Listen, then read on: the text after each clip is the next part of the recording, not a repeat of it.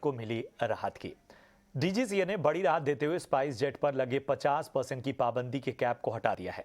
पूरी खबर के साथ हमारे सहयोगी समीर दीक्षित एक बार फिर से जुड़ चुके हैं। समीर, आपसे जानकारी चाहेंगे, स्पाइस जेट को एक बड़ी राहत मिली है।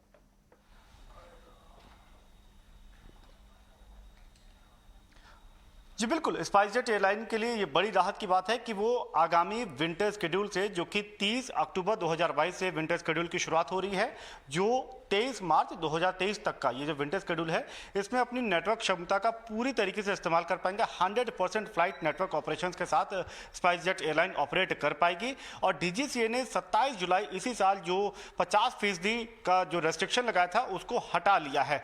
दरअसल डीजीसीए जो कि एविएशन रेगुलेटर है, उसने जुलाई 27 को स्पाइसजेट एयरलाइन पर 50% की नेटवर्क का रोक लगा दी थी।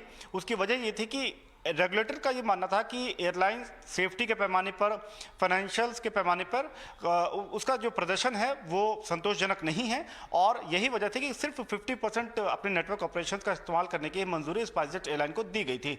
लेकिन अब जो है स्पाइसजेट एयरलाइन पे जो रोक लगी थी, जो रेस्ट्रिक्शंस लागू थी, उनको पूरी तरीके से हटा लिया है। और इसका एक मतलब ये भी है कि जो एयरलाइन की सेफ्टी के पैमाने पर हो, फाइनेंशियल्स के पैमाने पर जो भी दिक्कतें थी वो काफ़ी हद तक दूर हो गई हैं। यही वजह है कि शेड्यूल में स्पाइसजेट एयरलाइन अपनी पूर्ण क्षमता के साथ ऑपरेट कर पाएगी।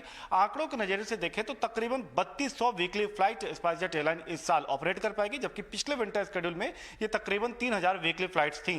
तो करीब करीब 7% का इजाफा स्पाइसजेट एयरलाइन अपनी फ्लाइट ऑपरेशंस में इस साल करने जा रहा है, जो कि जाहिर तौर पर जो हवाई मुसाफिर हैं उनके लिए एक अच्छी बात है, क्योंकि सिर्फ स्पाइसजेट एयरलाइन ही नहीं, ये इशारा इस बात की तरफ भी करता है कि एविएशन सेक्टर वापस पटरी की तरफ लौट रहा है और जो हवाई मुसाफिरों की संख्या है वो दिन प्रतिदिन बढ़ती जा रही हैं। तो एविएशन सेक्टर के लिए जाहिर तौर पे एक अच्छा संकेत, और साथ ही साथ स्पाइसजेट एयरलाइन के लिए एक बड़ी राहत की बात कि डीजीसीए ने जो रोक लगाई थी उसको अब स्पाइसजेट एयरलाइन पर हटा लिया है। बिल्कुल बिल्कुल बिल्कुल, बहुत बहुत शुक्रिया करेंगे समीर आपका इस अहम जानकारी के लिए। और इसी के साथ इस बुलेटिन में इतना ही। आप देखते रहिए ET नाउ स्वदेश। नमस्कार।